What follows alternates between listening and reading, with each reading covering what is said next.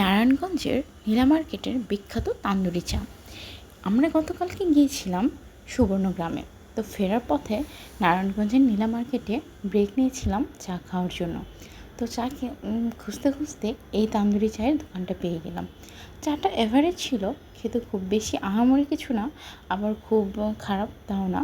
But আমার যেটা মনে হয়েছে, আমার একটা জিনিস খারাপ লেগেছে এখানকার, যে উনি যে চাটা দেয়, ওনার যে চায়ের ভেতরে যে মশলাপাতি দেয় আর কি, যে যেমন হরলিক্স দেয়, গুঁড়া দুধ দেয়, তো এই জিনিসগুলো উনি চায়ের কাপে যতটা দেয় তার চাইতে বেশি মনে হয় আমার সাইডে ফেলাই দেয়। এই জিনিসটা আমার দেখে খুব খারাপ লাগছে, যে উনি হয়তো একটু সাবধানে বা অন্য কোনো ভাবে হয়তো এই জিনিসগুলো দিলে চায়ে এই জিনিসগুলো তো অপচয় হতো না। আমার জিনিসটা মোটেও ভালো লাগে নাই। আর এই চায়ের টেস্ট বলবো এভারেজ, খুব বেশি খারাপ না, আবার খুব যে মজা একদম মুখে লেগে থাকার মতো এমন না।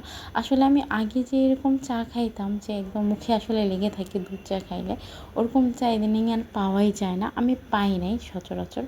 আমি একটা চা খেয়েছিলাম আমাদের ভার্সিটির ঠিক অপোজিটে, ওই মামাটা দুধ চা দিত, ওই মামাটার চা আমার এত মজা লাগতো। আর আমাদের দেখলে, মানে আমরা রেগুলার চা খাইতাম, তো মামা যখন আমাদের দেখতো তখন একটু স্পেশাল করে বানাই দিত। তো ওই চাটা আসলে মুখে লেগে থাকার মতো, এই চায়ের টেস্ট আমি আসলে আর কোথাও পাই না।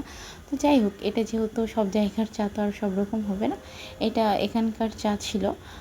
উপরে অনেক হরলিক্স দিছে, তো ফ্লেভারটা ভালোই লাগতেছিল খাইতে, খারাপ লাগে নাই। এটা চামিচ দিয়ে দিয়ে খাওয়া লাগছিল ফার্স্টে। যাই হোক, চাটা খারাপ না। Thanks for watching.